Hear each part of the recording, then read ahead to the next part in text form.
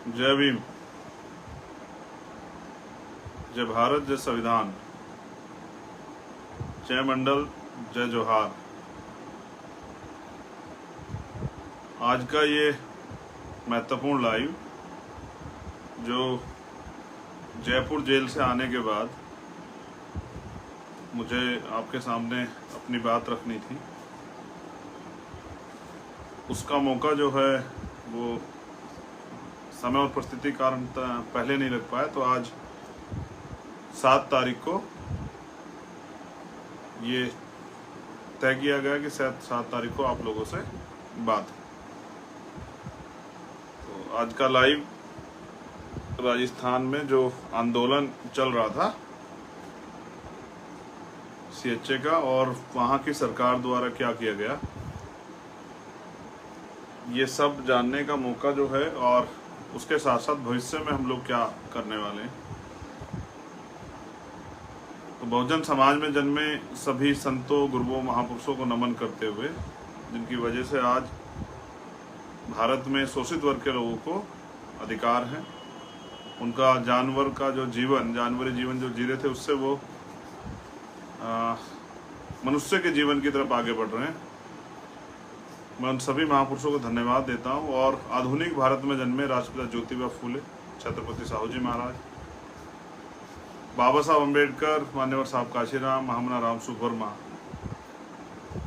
बाबू जगदेव प्रसाद कुशवाहा, जननायक कर्पूरी ठाकुर, ऐसे जो महापुरुष, तो जिन महापुरुषों ने अपने जीवन काल में जो, क्योंकि व्यक्तिगत जीवन अपने लिए तो कीड़े मकोड़े भी जीते हैं, जो समाज के लिए जीता है, देश के लिए जीता है, ऐसे महापुरुष जो इतिहास में अजर अमर हैं, उन सभी महापुरुषों को भी नमन करता हूं। साथियों, हम लोग 1 तारीख में हमने वहां घोषणा की थी राजस्थान में, आजाद समाज पार्टी को बहुजन हिताय बहुजन सुखाय के रास्ते पर ले जाने के लिए प्रोफेसर राम लखन मीणा जी को आजाद समाज पार्टी राजस्थान के प्रदेश अध्यक्ष की जिम्मेदारी दी गई है। और उसके बाद 2 तारीख को आंदोलन था। 12 बजे लगभग मैं सोया था, लेटा था, तभी जयपुर पुलिस ने अरेस्ट कर लिया।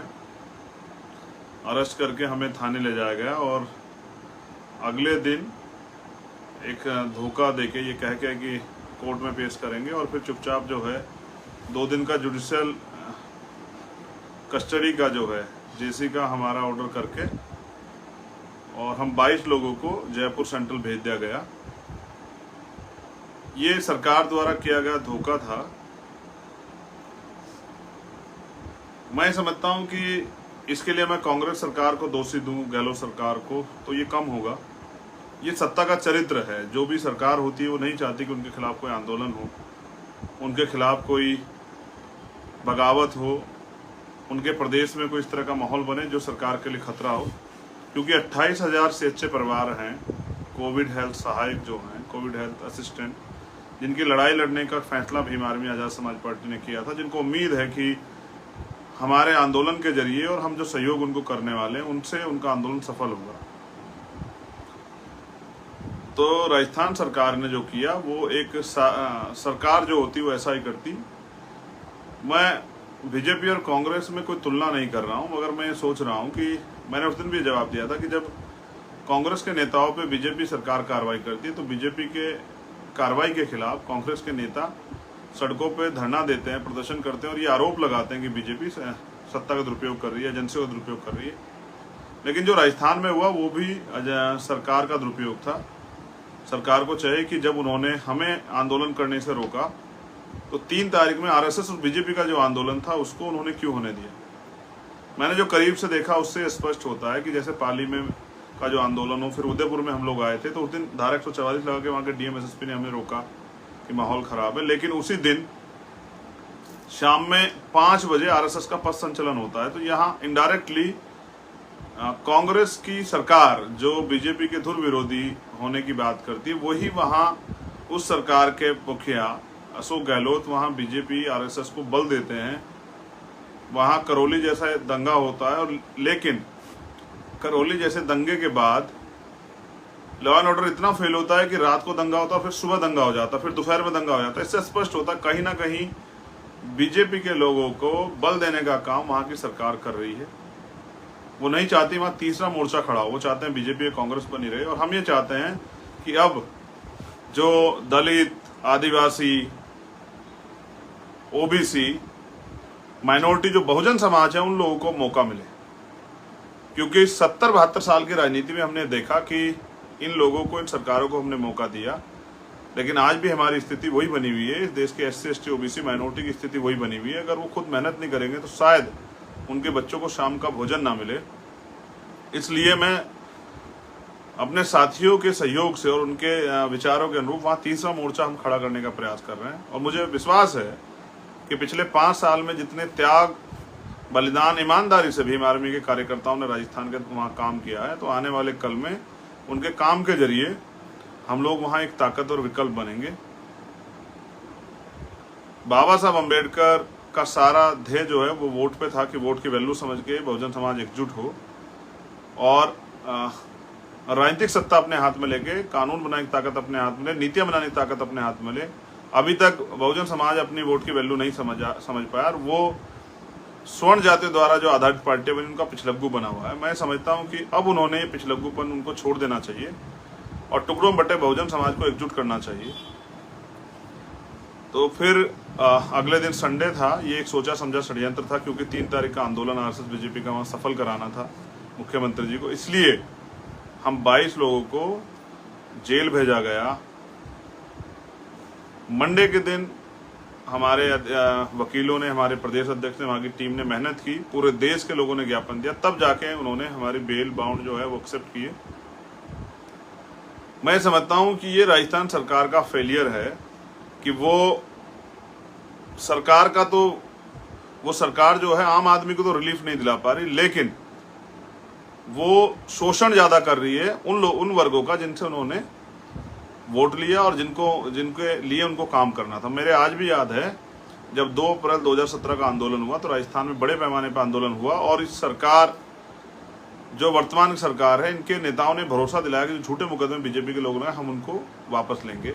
फिर 2019 में नहीं लिए गए, 19 में इस नाम पे वोट लिया गया, फिर उसके बाद जो है पंचायत चुनाव में इस नाम पे वोट लिया गया, लगातार इस नाम पे वोट लिया जाता रहा और अभी तक वो मुकदमे वापस नहीं हुए। आज भी वहाँ अधिकारी कर्मचारी बीजेपी शासित राज्यों की तरह पीड़ित हैं, सताए जा रहे हैं। तो इस सरकार को ज्यादा दिन अवसर देने का मतलब ये है कि अपने पैरों पे कुल्हाड़ी मारना। मैं वहां के बहुजन समाज से भी निवेदन करूंगा कि अपनी लड़ाई को समझें। एक धन्यवाद मैं पूरे चाहता हूं आजाद समाज पार्टी कार्यकर्ताओं का, उन शुभचिंतकों का जिनको इस बात की फिक्र थी कि गहलोत सरकार द्वारा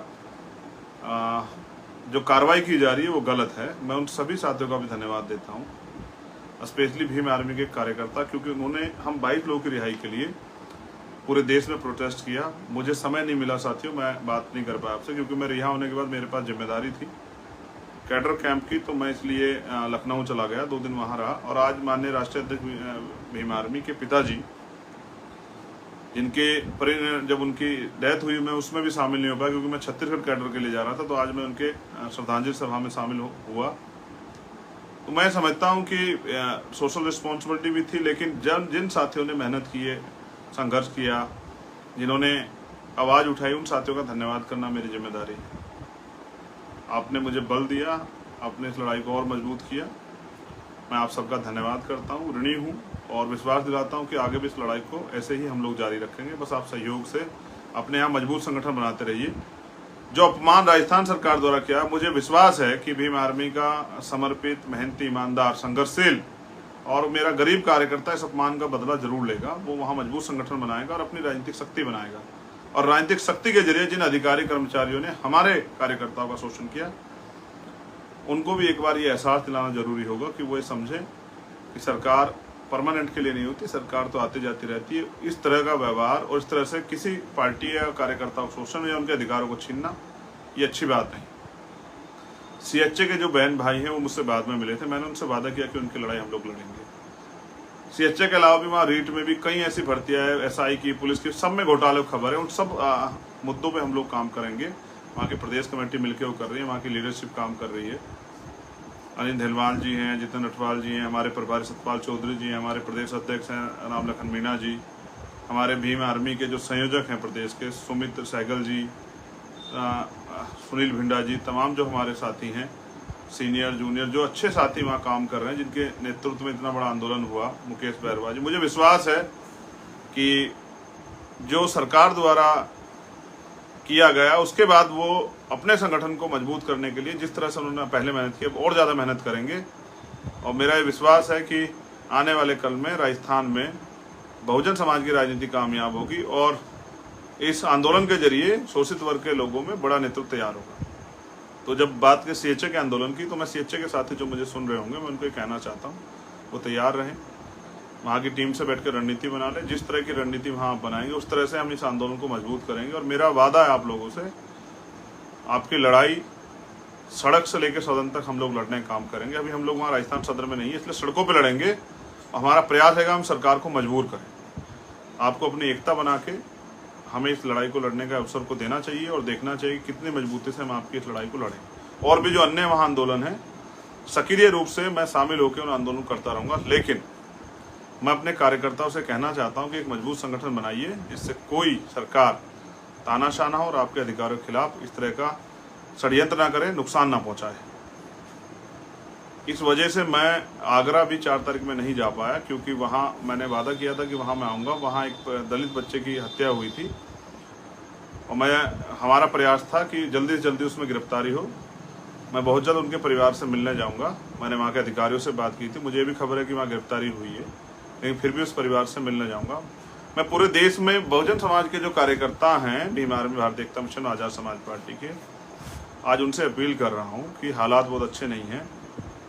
हमें अपने महापुरुषों के आंदोलन को मजबूत करना है और हमें किसी के पिछलग्गू नहीं बनना है। बीजेपी हो, कांग्रेस हो या कोई अन्य पार्टी हो, हमारी एक ही पार्टी है, आजाद समाज पार्टी। हमारा एक ही संगठन है, भीम आर्मी। और इस संगठन को अपने खून पसीने सींच के हम ताकतवर संगठन बनाएंगे, जिसकी एक ललकार से सरकारों की जमीन सरक जाएंगी। ऐसा मैं चाहता हूं। इसलिए मेरी आपसे अपील है कि आप मजबूती से काम करें, क्योंकि कोई सरकार आपको थाली में परोस के आपके अधिकार नहीं देगी, आपको इसके लिए संघर्ष करना पड़ेगा। मेरा ऐसा भी मानना है कि टुकड़ों बटा बहुजन समाज को एकजुट करने की जिम्मेदारी जो हमने ली है, उसमें भी आप योगदान देंगे और आप अब ये पिछलग्गू समाज न बन के शासक समाज बनने के लिए जो कीमत चुकानी पड़ती है, उस कीमत को, उस संघर्ष को भी देने के लिए तैयार हो जाएंगे। मैं उन बहनों का, भाइयों का, बुजुर्गों का, साथियों का, एक एक कार्यकर्ता, पदाधिकारियों का धन्यवाद देता हूं कि उन्होंने सरकार को अपनी शक्ति का एहसास कराया। मगर मैं चाहता हूं कि आप इतने ताकतवर हो जाएं कि आपके एक कार्यकर्ता को छूने से पहले सरकार को एहसास हो कि उन्होंने किस संगठन के कार्यकर्ता को छू रहे हैं, इसके परिणाम क्या। मैं ये भी चाहता हूं कि आप अनुशासन में रह के अपने आंदोलन को बढ़ाएं, जिससे कि ये आंदोलन ताकतवर बने। जिस तरह मैंने अपनी जिम्मेदारी समझी है, मुझे आशा विश्वास है, मैं भीम आर्मी का एक ईमानदार कार्यकर्ता हूँ, समर्पित कार्यकर्ता, आजाद समाज पार्टी के ईमानदार समर्पित कार्यकर्ता हूँ। मैं ऐसी उम्मीद करता हूँ कि आप भी अपनी जिम्मेदारी को समझेंगे और इस देश में जो रुका हुआ आंदोलन है महापुरुषों का, जो सपना है बाबा साहब अम्बेडकर, माननीय काशीराम साहब का, उसको पूरा कराने में मदद करेंगे। अपने जीवन के संघर्ष का योगदान देके, अपना अमूल्य समय देके, अपने धन और अपनी जो एनर्जी है उससे इस आंदोलन को मजबूत करेंगे। पुनः बहुजन महापुरुषों को नमन करते हुए आप सभी के लिए मंगल कामनाएं। ऐसे ही सहयोग और ताकत बना के रखिए। आने वाला कल आपका है। नौजवानों को लीडरशिप मिलेगी, उनको काम करने का मौका मिलेगा और भी आजाद समाज पार्टी के इस दल के जरिए हम अपना बल बना के अपनी समस्याओं का हल करेंगे। जय भीम, जय भारत, जय संविधान, जय मंडल, जय जोहार। आप सभी के लिए मंगल कामना।